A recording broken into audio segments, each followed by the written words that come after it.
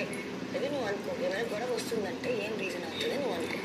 నేను ఇది నువ్వు అక్కడ నువ్వు అక్కడ అడిగాను. ఎందుకు నా ఉద్దేశం కూడా అడిగాను.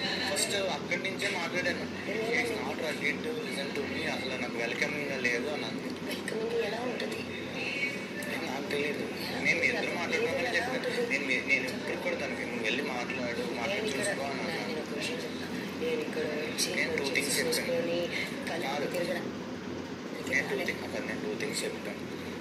ఒకటి, నీకు ప్రాబ్లం అనిపిస్తే నచ్చకపోతే మాట్లాడుకొని సాల్వ్ చేసుకోండి. లేదా రెండు, వాళ్ళు ఏమన్నా పట్టించుకోకుండా నిన్ను కదా తనకి చెప్పిన ఈ రెండు.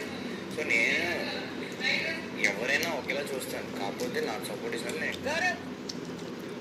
What I'm getting I want to give it back అని నా అంటే నా నేచర్ అది అంతే. అంతేగాని నా ఊరు చేసిన నేను స్నానం చేస్తా అంటే అస్సలు అలా హెల్ప్ చేయండి. అర్థమైందా? జస్ట్ ఇది మళ్ళీ నాకేమంతా అలా అనుకుందా ఫ్రీగా నీకు నచ్చినట్టు నాకు నచ్చినట్టు నేను ఉంటాను.